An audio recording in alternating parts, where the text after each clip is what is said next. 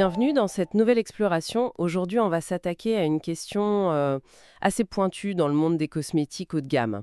Comment on fait pour optimiser les coûts de production tout en gardant une image de luxe impeccable et la qualité que les clients attendent? C'est un peu le grand écart, non? Ah oui, c'est un sacré défi, un vrai numéro d'équilibriste. Exactement.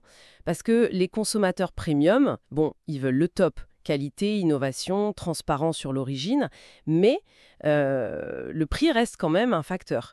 Et une solution qui revient souvent, c'est la fameuse marque privée. Mhm. Le private label. Voilà. Notre discussion aujourd'hui, elle va s'appuyer sur une analyse assez détaillée de cette approche spécifiquement pour le cosmétique premium.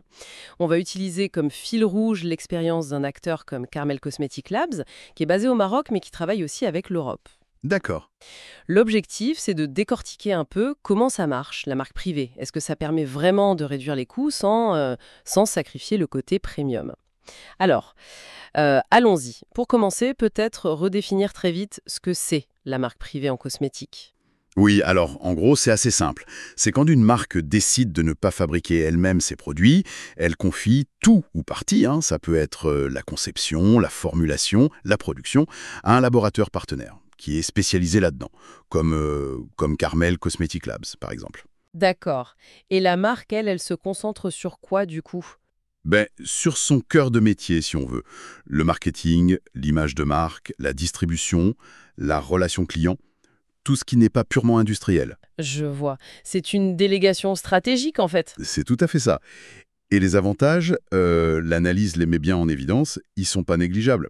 D'abord, et c'est énorme, ça réduit considérablement les investissements de départ. Pas besoin de construire une usine, pas besoin d'un gros département R&D interne tout de suite. Ah oui, la barrière à l'entrée financière est beaucoup plus basse.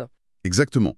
Deuxième point, on a accès à des formules qui existaient déjà, qui sont éprouvées, souvent déjà conformes aux normes, aux réglementations qui sont complexes dans ce secteur. Donc, gain de temps et moins de risques. Voilà.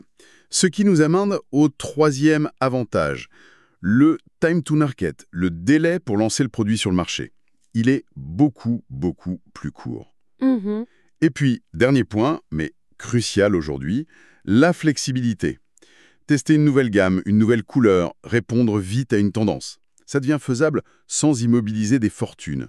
Si ça marche pas, l'échec coûte moins cher. C'est une agilité qu'on achète en quelque sorte. D'accord, ça se tient. Déléguer pour moins de coûts fixes et plus de souplesse, logique. Mais alors, là où ça devient vraiment intéressant et peut-être un peu contre-intuitif pour le luxe, c'est cette promesse de garder, voire d'améliorer le positionnement haut de gamme. Comment c'est possible? On imagine facilement que moins cher à produire, ça veut dire moins bonne qualité, non? Ben oui, c'est le paradoxe apparent. Et c'est là que l'analyse apporte des éclairages intéressants. Il y a plusieurs mécanismes. Le premier levier, c'est la mutualisation des outils industriels. Un laboratoire partenaire, il ne fait pas tourner une ligne juste pour une seule petite marque. Il optimise ses machines pour plusieurs clients. Ah oui, d'accord. Et cette mutualisation, elle a deux effets positifs. D'un côté, des économies d'échelle, forcément. Le coût par unité, par flacon, par pot, il baisse quand les volumes augmentent. Logique. Et de l'autre côté, et ça c'est capital pour le premium, ça garantit une constance dans la qualité. Les process sont standardisés, maîtrisés, souvent certifiés. ISO 22576 pour les bonnes pratiques de fabrication, par exemple. Donc on a une qualité fiable, mais obtenue de façon plus efficace. Exactement, plus efficiente. Je vois. Mais est-ce qu'il n'y a pas un risque à terme que ça standardise aussi un peu le luxe, si tout le monde utilise les mêmes usines, où est l'exclusivité? C'est une excellente question. Et c'est là qu'intervient la qualité du partenaire. Un bon laboratoire, il ne se contente pas de faire la même chose pour tout le monde. Son job, c'est aussi d'adapter les process, d'intégrer les ingrédients spécifiques voulus par la marque, de s'assurer que le produit final, il a vraiment l'ADN unique du client. Mhm. L'outil peut être partagé, mais le résultat doit être distinctif. C'est tout l'art du partenariat. Le choix du labo est donc absolument crucial. D'accord, c'est plus clair. L'analyse met aussi beaucoup l'accent sur le sourcing des ingrédients. Avec l'exemple du Maroc, c'est frappant. L'huile d'argan, la figue de Barbarie, la nigelle, que les actifs stars en ce moment. Ah oui, c'est un atout considérable. Utiliser ces ressources locales, j'imagine que ça apporte pas mal d'avantages. Moins de coûts d'import déjà, Oui, bien sûr. Réduction des coûts logistiques, c'est évident. mais aussi ça valorise un terroir, un savoir-faire. Ça, pour le storytelling de la marque premium, c'est de l'or, non? Ce côté made in Morocco authentique. Tout à fait. Ça devient même un argument de vente premium en soi. Ça répond à cette recherche d'authenticité, de transparence dont on parlait. Le consommateur veut une histoire vraie. Et puis, il y a un autre poste de coût qui est mentionné comme étant énorme, le packaging. L'analyse dit que ça peut représenter 30 voire 40% du coût total. C'est fou. C'est considérable, oui, et souvent sous-estimé. Et c'est là qu'il y a un autre levier d'optimisation intelligent, disons, l'astuce, c'est pas de faire un packaging au rabais, surtout pas dans le luxe, non, c'est d'utiliser des contenants standards, des flacons, des tubes, des pots airless, qui existent déjà, dont les moules sont amortis, produits en très grande série, donc moins chers. D'accord. Mais de les personnaliser à fond pour qu'ils aient l'air unique et luxueux. On va jouer sur les matériaux, du verre lourd, du recyclé chic, sur les finitions, une dorure à chaud, un vernis sélectif, un toucher velours soft touch. Ah oui, je vois. Tout est fait pour que la perception finale soit hyper qualitative, même si la base est standardisée. C'est malin. C'est vrai que le poids d'un pot de crème, le petit clic du capuchon, la texture de l'étui, ça joue énormément sur notre perception de la qualité, même inconsciemment. Exactement. On optimise la structure, mais on met le paquet sur les détails qui créent la valeur perçue. C'est un arbitrage fin. D'accord. Donc on optimise sur la production, le sourcing, le packaging, un peu les coulisses. Mais le luxe, c'est aussi, et peut-être surtout, l'innovation. Des formules qui sortent du lot. Comment la marque privée gère ça? Est-ce que le laboratoire partenaire fait aussi de la R&D? Absolument, c'est un point essentiel. Un bon partenariat en marque privée ne peut pas faire l'impasse là-dessus. Les laboratoires performants, comme celui qu'on prend en exemple, ont une vraie force de frappe en R&D. Ce ne sont pas juste des exécutants. Concrètement, ça veut dire quoi? Ça veut dire qu'ils peuvent proposer des formulations sur mesure qui collent parfaitement à l'image de la marque, aux dernières tendances, tout ça en respectant les réglementations, comme le règlement européen CE 1223-2009, qui est très strict. Ils peuvent intégrer des actifs innovants, qui soient issus de la biotechnologie ou d'extraits naturels rares qu'ils maîtrisent. Et surtout, ils font tous les tests en interne. Stabilité, compatibilité avec le packaging, test d'efficacité, pour être sûr que le produit tient ses promesses et qu'il est sûr. L'analyse donne l'exemple de l'intégration d'huiles locales, comme l'argan ou la figue de Barbarie, dans des soins anti-âge.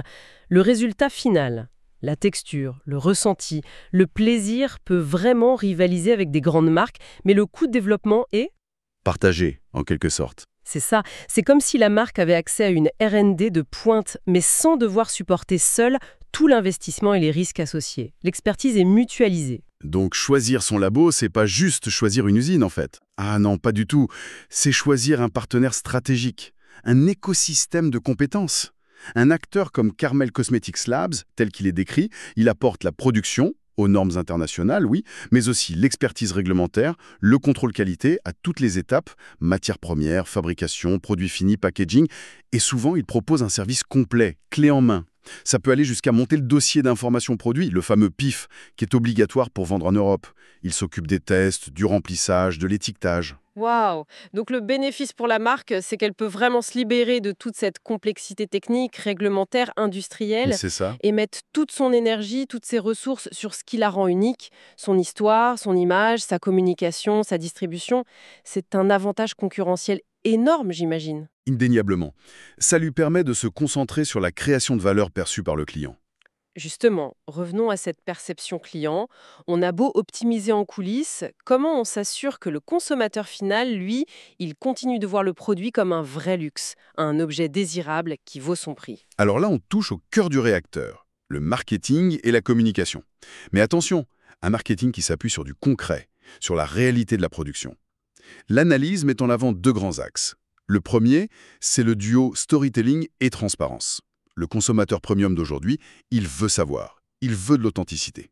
Il veut comprendre ce qu'il achète. Exactement.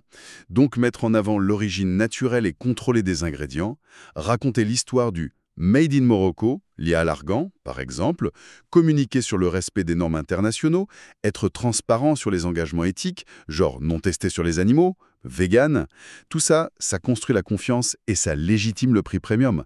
L'histoire fait partie de la valeur. D'accord. Et le deuxième axe? C'est l'expérience sensorielle. Là, on est dans l'essence même du luxe. La texture d'une crème qui fond sur la peau, le parfum subtil, la couleur juste, le design du packaging. Tout doit être parfait, raffiné. C'est vrai. Et les bons laboratoires partenaires travaillent énormément là-dessus. Ils peuvent développer des signatures olfactives sur mesure, avec des nez, créer des textures incroyables, des crèmes fouettées, des sérums soyeux, qui rappellent le savoir-faire des grandes maisons, souvent inspirés par les standards européens d'ailleurs. La qualité perçue, ça passe beaucoup par ces détails presque impalpables. Tout à fait. Et c'est ça qui justifie aussi le positionnement prix. L'objectif, ce n'est pas forcément de vendre moins cher que tout le monde. C'est plutôt de proposer un luxe accessible, ou un luxe juste. Grâce aux économies faites sur la production, l'analyse parle de 30 à 50% de réduction possible sur les coûts de production via la marque privée. La marque peut offrir un produit qui est perçu comme luxueux, à un prix qui reste cohérent, tout en gardant des marges saines pour continuer à innover et à communiquer. C'est un équilibre. L'étude de cas citée dans l'analyse est assez parlante d'ailleurs. Une marque française de soins premium qui passe chez Carmel Cosmetics Labs pour une gamme à l'huile de figue de Barbarie. Oui, c'est un bon exemple concret. Les résultats sont assez dingues.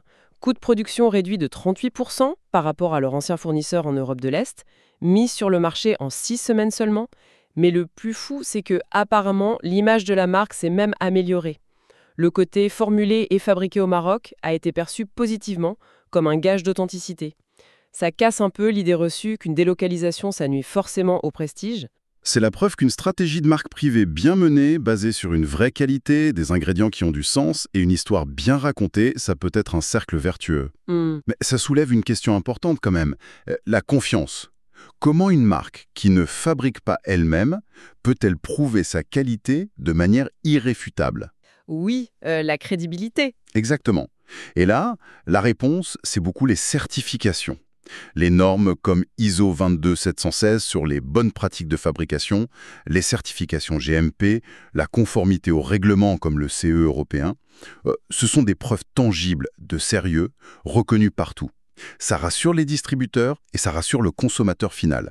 C'est indispensable, j'imagine. Oui, mettre en avant la traçabilité, les validations toxicologiques, les engagements éthiques forts, cruelty-free, vegan, etc., comme le fait le labo cité, c'est devenu un passage obligé pour être crédible dans le premium.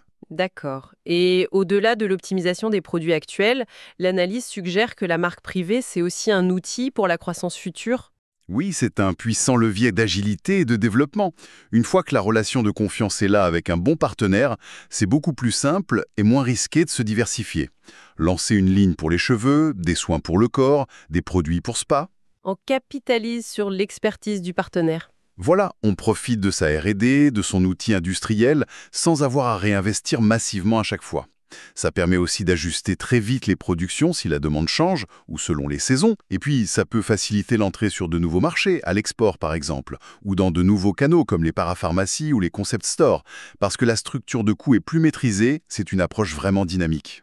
Alors, si on essaie de résumer tout ça, le message principal qu'on peut retenir, c'est que l'idée reçue optimisation des coûts égale baisse de qualité, surtout dans le luxe, elle est peut-être dépassée. Je pense, oui. Le point clé, c'est que l'optimisation des coûts via la marque privée, quand c'est fait intelligemment et stratégiquement, ce n'est pas un compromis. C'est une approche plus efficiente de la chaîne de valeur. Il s'agit de mettre ses ressources là où elles créent le plus de différence aux yeux du client. L'innovation perçue, l'histoire, l'expérience. Et le modèle qui semble particulièrement bien fonctionner, si on reprend l'exemple marocain, c'est une combinaison de facteurs. Une localisation judicieuse, près de l'Europe avec accès à des ingrédients naturels uniques, une vraie maîtrise technologique et R&D, le respect des normes internationales les plus strictes et un accompagnement très complet de la marque. C'est cette alchimie, oui. C'est ça qui permet de rester compétitif à l'international tout en préservant, voire en renforçant l'ADN premium de la marque. La marque peut alors vraiment se concentrer sur ce qui la rend désirable, sur son récit, sa singularité, sa relation client, en s'appuyant sur un socle industriel solide et optimisé. C'est une perspective assez fascinante pour l'avenir du secteur. Tout à fait. Et ça nous amène peut-être à une dernière question, une réflexion pour conclure. Ah oui. Si ce modèle de luxe accessible, optimisé par la marque privée, devient de plus en plus courant, si l'excellence de la formule et le sourcing unique deviennent plus faciles d'accès pour beaucoup de marques, quelle sera la prochaine étape, la prochaine frontière pour définir l'ultra-luxe, l'exclusivité ultime? Qu'est-ce qui fera la différence demain au-delà du produit lui-même? Bonne question. L'hyper-personnalisation peut-être? Des services incroyables autour du produit? Peut-être. Ou un engagement éthique et environnemental qui va bien au-delà de ce qu'on voit aujourd'hui, quelque chose de radicalement transparent et impactant? En tout cas, la course à la différenciation dans le luxe, elle est loin d'être terminée. Certainement pas.